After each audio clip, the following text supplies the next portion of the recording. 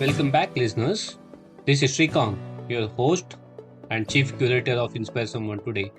Every 10th episode, I bring in this feature which is called as Flashback 10, which basically gives a summary of the last 10 episodes, the key themes, the key lessons, and the key takeaways. Oh boy, doesn't time fly?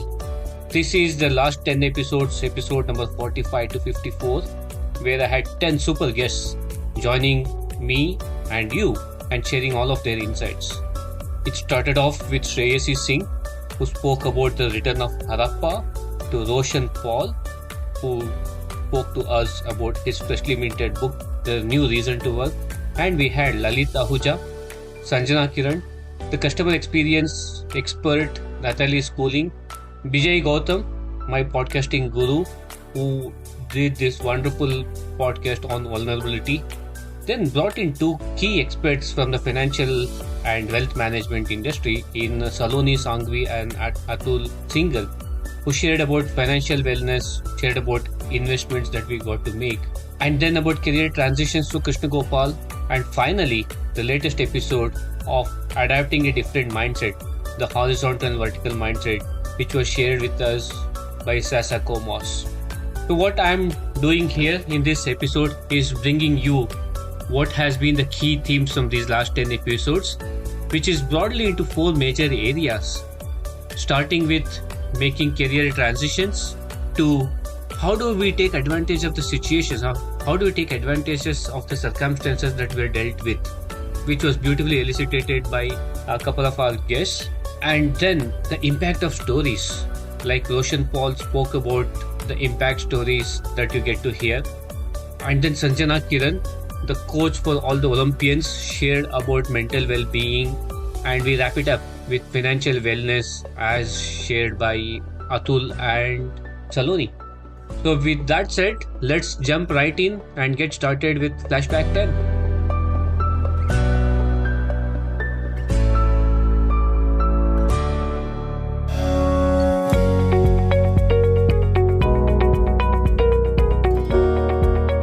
Things work out as they seem to be working out for me, one feels very intelligent having made those decisions. But of course, all dots connect looking backwards. They don't connect looking forward, right? You have to, first collect the dots so that you can connect them later. I think 3 or 4 really true transition points. And yes, I think my professional journey really confuses my family, friends, and even other professionals who are looking like, how is she doing this? And I keep saying, like, I'm a non-techie, non-MBA founder, CEO of an online learning business, right? Of a tech company And an online learning business. So I think I do confuse and puzzle a lot of people. And it's fun to see, sort of that look of like, how is she doing this in lots of people's eyes? Because people have a sort of a set image of, a linearity of how you collect experiences, and which helps you set you up for your next stage.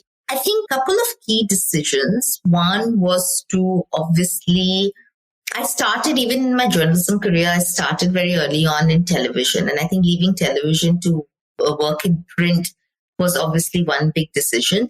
But the one big career transition point was leaving journalism and that decision. And I think that decision at that point, which is I think 2014, 15 now, I guess 2015 is when I finally took it, is because I had discovered that actually I had many more skills than a journalism career would ever be able to use, because it has a certain, so that was one, important clarity that I got. The second important reality actually was that the media industry and the journalism industry itself has stagnated, has died. There are not that many role models who you want to be, and you still have another 30 years of a career ahead of you, right? So if you're truly ambitious, and that's something that, in my book, you mentioned the book, The Wealth Wallas, that I had written, one of the entrepreneurs, highly successful entrepreneurs I'd interviewed for the book, he told me something that has always stuck to me, and is advice that I offer other people, is you have to pick 70% of your career growth is also about being in an industry which is growing. Because however good you are in an industry which is, journalism has some of the smartest most well-read people with a great knowledge and engagement with the world. But, the industry itself is not growing. So however good you are, whether it's salary increment, whether it's reach or whatever, you will be limited by the realities of the industry. So always picks. I think that was something that had stuck with me as well. Okay, the long story actually. Frankly, I was this average Joe, right?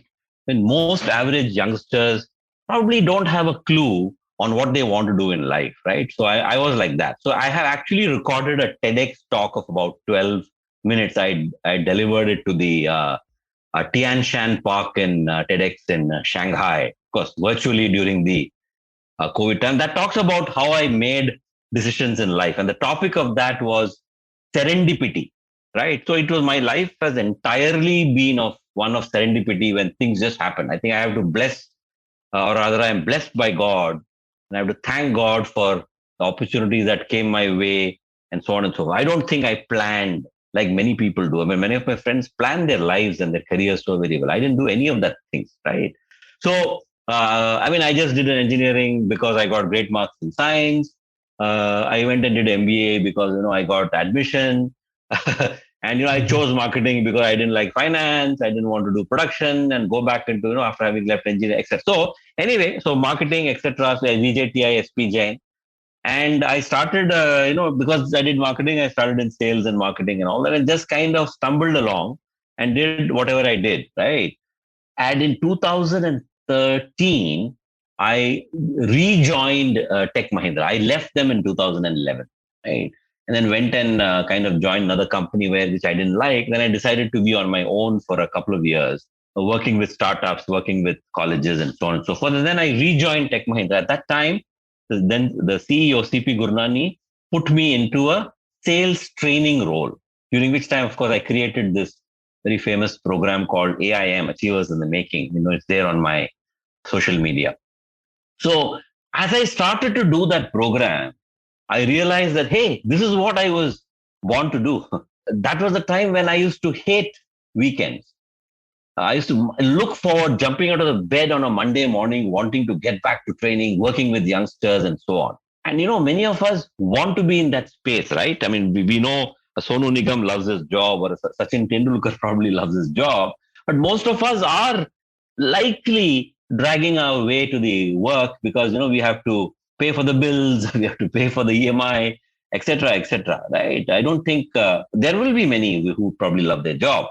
But I certainly went about my job. I won't say hating it, but many times you have this saying, right? If you don't get what you like, you have to like what you get. How true it is. If you don't get what you like, you have to like what you get. So that was Krishna Gopal and Shreyasi Singh on this first theme of career transitions. You connect the dot backwards, and you have to pick 70% of your career growth in a growing industry. Those are some sane words. And to top it up, you become unique when your career stack is unique.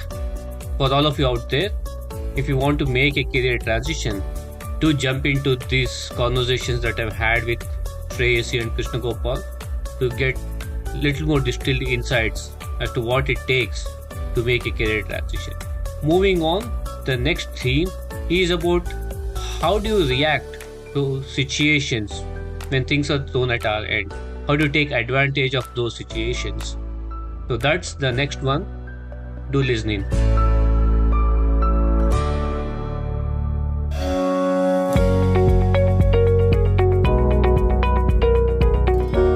Well, 17 short years ago, I worked for a temporary recruitment business when that was still in vogue. And so temporary recruitment is a bit like an estate agent. Everyone kind of fishes from the same pond. You've got your buyers and you've got your sellers. And, why should I use you as an agent vis-a-vis somebody else? So temporary recruitment's the same thing.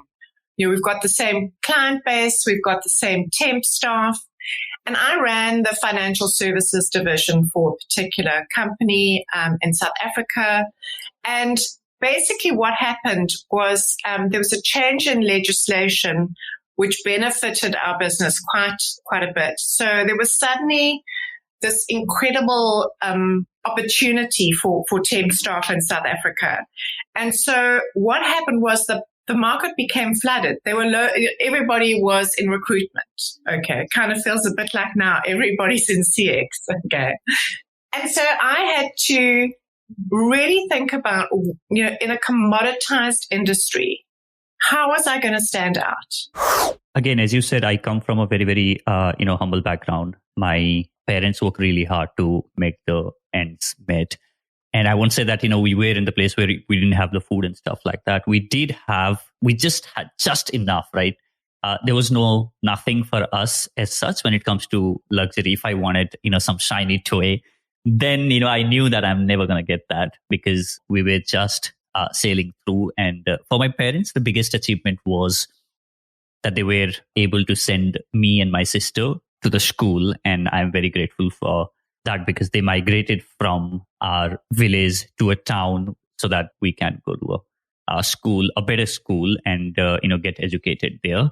That's pretty much been my childhood, where it's just a regular, normal childhood. And when I look back, it feels that, some of those formative years, because I saw my father working really, really hard. I remember this one instance where I was putting my head on my mom's lap and we were just having conversation. And I told my mom, you know what, Mom, when I grow up, I am going to start my own company and I'm never going to work for anyone. And she would just laugh and say that, what are you even saying? Do you know that for you to start a company, for you to do your thing on your own, you need money. And that's something that we don't have. But, even though my mom said that, but for somehow I was convinced that, this is possible for me and this is something that I'm going to make it happen when I grow up. And that's also because I have seen my dad work for someone and work really, really hard and obviously not getting paid enough. And that's when I said that, hey, you know what? I'm never going to work for anyone. I'm going to work for myself. That's one of those, incident that sort of, stands out when I look back on how probably that belief in myself when I was growing up sort of helped. That's one, which is having that belief on me, even though people around me said that, hey, we're not very sure if that is going to be possible for you. And that's the same thing that I kept, hearing throughout my life. Like, hey, we don't have money and, I don't think you can ever start a business or anything when you grow up. So that's one. The second thing, what really helped me in building that confidence is, as a kid, I was this active kid who would go out and participate in school event. I would go out and participate in debate competitions. I would participate in speech competitions, and I have won awards for my school. And, I was a head boy at my school. Every single function of the school, I would host it. I was up there, out there, being visible in front of people. And when I was doing that, I sort of became this popular kid in my school. And when you are a popular kid, what happens is a lot of people come to it and say, oh my God, you are amazing, you are amazing. And, that, I think, when I look back today, at that point of time, obviously I had no clue. But when I look back today, I think, when people came back to me and said that, hey, you know what, you are amazing. We love seeing you on the stage. I wish that, I could go on a stage and speak like you. That in a way also helped me gain the confidence that I'm special. Wow is the expression that I get hearing these two folks. That was Nathalie Schooling talking about how she turned her customer experience journey from that initial incident that she had many, many years back, and how that turned out to be a stepping stone to what she is, global customer service, customer experience consultant. And then Bijay Gautaum, who spoke about what he wanted to achieve despite all odds. This is what champions are made of, right? Having the self-belief, even though people around you dissuade saying that this is not going to happen, but to go against the holy grail and make things happen. So this is what we have covered under this section of taking situations under control and taking advantage of that. So moving on to the next section of this Flashback 10 series is impact stories. Listening as Roshan Paul and Lalit Ahuja chimes in their own journeys, their own impact stories that has made them and their organizations to what it is today.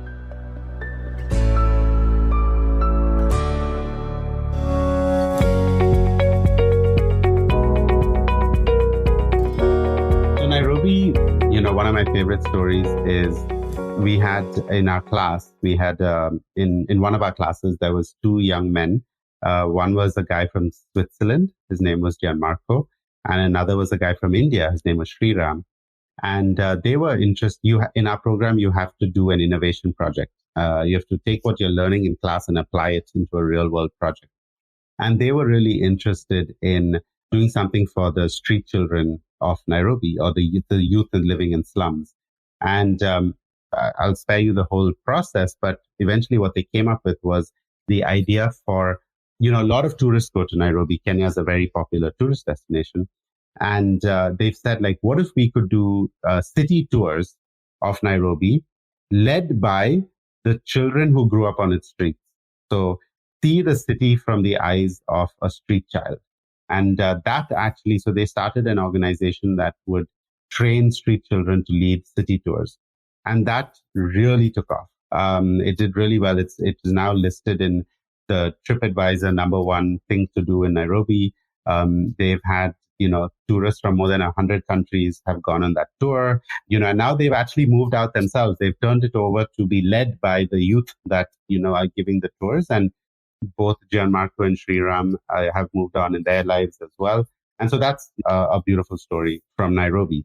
From Sao Paulo, one story I really like is the story of another guy called Morris, who, he was really passionate about aging, a young guy in his early 30s probably.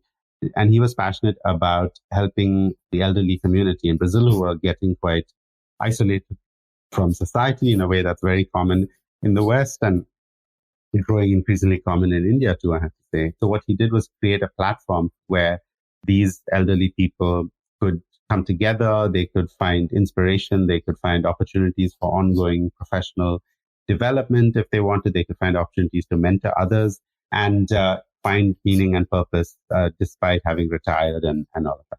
And that also, has done quite well. And Morris is now considered a thought leader in Brazil. He writes a column in one of the big newspapers. He leads events and things like that. So that's another really good story from Sao Paulo. From Bangalore, again, I'm trying to, with all of these, there are so many options. I'm trying to pick one that would be easy to tell as well, because so often people's stories are beautiful, but they have ups and downs and they have twists and turns, and it's not so easy to tell those stories. But let me tell you a story of a young woman called Bhairavi. Unfortunately, early on in her life, she knew someone who committed at a very young age, who committed suicide. And she became very interested in seeing how we can do mental health support for young people in India, for children and college students. And so, she started an organization called Mitra Trust that helps college students and high school students to deal with mental health issues so that, they don't feel the need to take their lives. 5 lives in one. Started my career, did 10 years in the Navy, had the opportunity to spend time at the academy, getting training others, spent a lot of time on warships, saw hostilities, served in dockyards, had some diplomatic engagements. So a life full of diverse experiences. I guess if I have to put my naval experience in perspective, some of the best leadership lessons were learned in the Navy, and Navy sort of truly got me where I am today, because it was all about driving results, whatever it takes. You got to execute to perfection and to win. You got to have career agility. You got to move from one type of an opportunity to another kind of opportunity. And you're always learning while you're running, right? So, which is not too many career opportunities provide you with that leadership experience. From there, became the CEO of Datamatics, got an opportunity to pioneer the growth and evolution of the outsourcing industry in India. From there to starting LG Electronics in India. So the opportunity to truly bring in the consumer electronics revolution in the country, working with Rupert Murdoch and heading Star TV for a number of years before checking the I want to be an entrepreneur box. So, that's in some ways been a journey. And as I said, it's been a fun ride, living 5 very different lives in one life. We started off Flashback 10 with career transitions, then taking advantages of the opportunities that careers provide to us.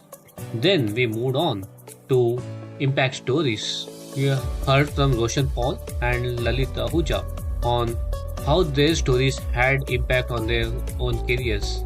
Wasn't it amazing? The story of the street children of Nairobi, city gazing through the eyes of the street child, and 5 lives in one. A Navy veteran has turned out to be a much sought after C-suite executive. As Lalit says, learning while running. And to wrap it up, just want to highlight an interesting point that Roshan made, which is networking is not about what you get, but what you give. How profound is that? So let's move forward. The next theme is about financial wellness. We were lucky to have 2 wonderful guests on the trail, which was Salonee, top 30 under 30 individual, and Atul Shinghal, founder CEO of Scrip Box. Both of these individuals shared what does it mean to be financially secure, what is financial wellness all about, and areas one needs to focus on investing, listening.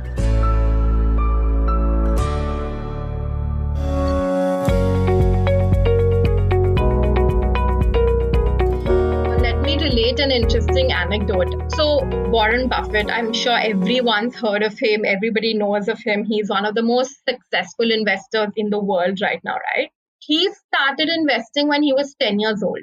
And today his net worth is what it is at his age, right?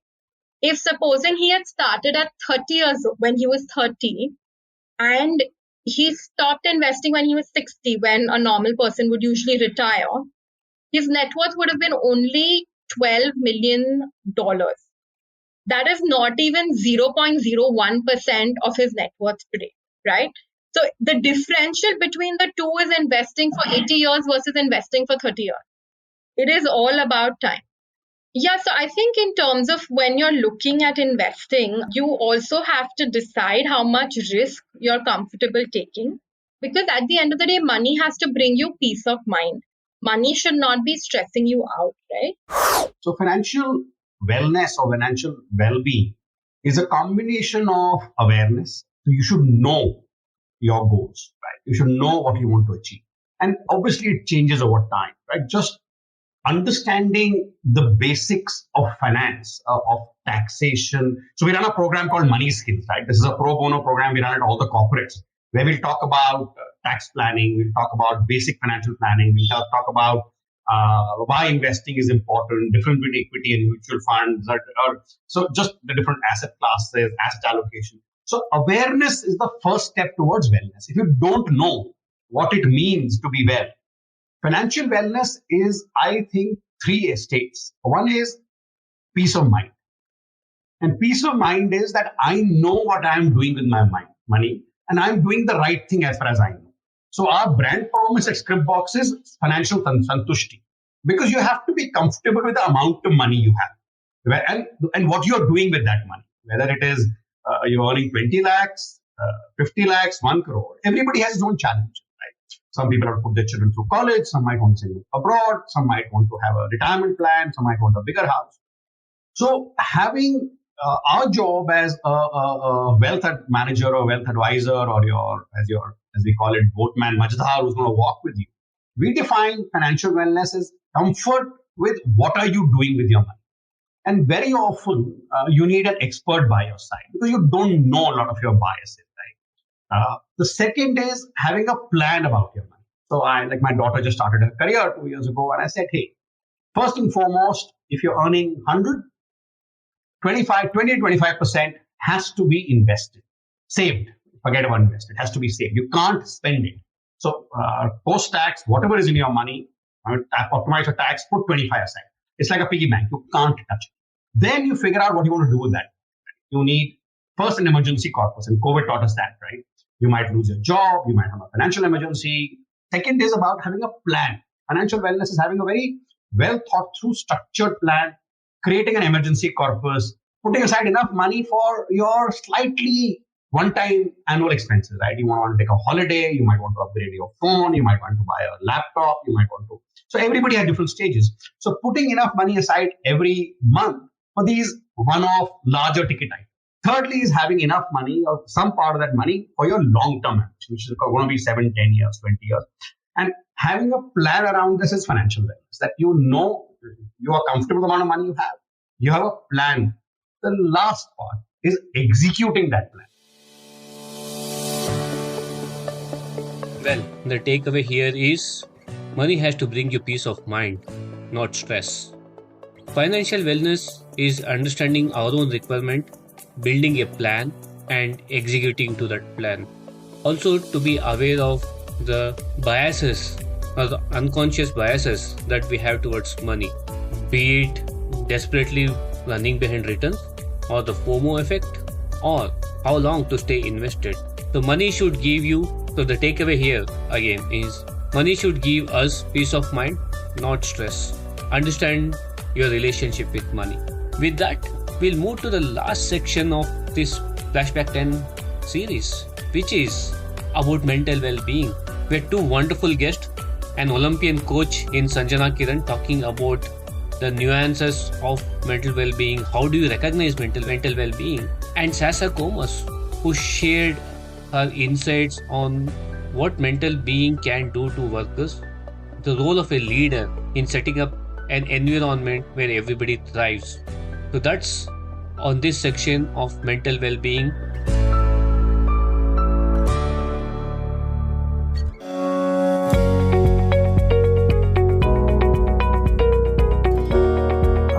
Before we get into that, it becomes important to understand what it means to be mentally well. When we talk about well-being, we're not talking about the opposite of mental illness. We could not have mental illness but still not be well. That we need to understand. So being mentally well is to feel pleasant most of the times, if not all the times. Be happy with who we are. Be largely content with what we have. Be in peace with the goals we might have set, our needs, our wants. Be secure within ourselves. Have the ability to love ourselves no matter how we are. It could be a physical appearance, it could be a financial condition, it could be whether we have a certain skill set or not, but loving ourselves and being comfortable with who we are. Understanding our own emotions, doing the right thing for ourselves, having the courage to employ integrity. So integrity is doing the right thing when no one's around, correct? So having the courage to do that, which requires conscience and developing that conscience or having that conscience to know that we are doing the right thing. So broadly, that is being well or mentally well. And so the full story of that is that my father was a heavy duty mechanic, and not an easy job, right? And, a lot of, very intensive kind of blue collar job, long days. So it was never, I would say, the easiest job or perhaps the most delightful work environment. But it got a lot worse in the last couple of years for my dad because a manager had been brought in who it turned out was quite a toxic manager, and started bullying my father, who initially was the type of person who would not stay quiet. He was never afraid to speak up, not afraid to voice an opinion. But because of that, he became a target with this manager and started experiencing a bunch of toxicity, anything from, being given crap work shifts, told off all the time, disciplined in various ways. And this man started making my father's life quite miserable. And my father actually started having trouble sleeping, which at first was, a few nights here and there. I mean, we've all had a bad night's sleep worrying about stuff at work. But unfortunately, in my dad's case, it became quite chronic, and it turned into months and months and months of not sleeping. And, at this point, he had to go off work on disability because he couldn't function very well because he wasn't sleeping. He had a ton of, the stress chemicals, cortisol and adrenaline in his system. And all of that to say that after about 10, 11 months of this, my dad actually took his own life because he was so desperate to sleep and to rest. At that point, he had lost, the ability to think of, is there any way out of this? So all of that to say, this was just as I was launching into my graduate work. And so I very quickly pivoted in the research I was doing to wanting to understand the impact that managers or leaders have on their people. Because this was in about 2004. And at the time, at least here in Canada and North America, there was a big focus on the time on workplace wellness. And companies were doing all these things like a lunch hour yoga program or a, pedometer contest and how many steps can you take, which is all fine and good. But I wanted to know, is that really enough? And so I started doing this research as part of my graduate degree around the impact that leaders have on the health and well-being of their people. So that was helpful. How leaders play a role in creating a toxic-free environment. I liked what Sasja stated there.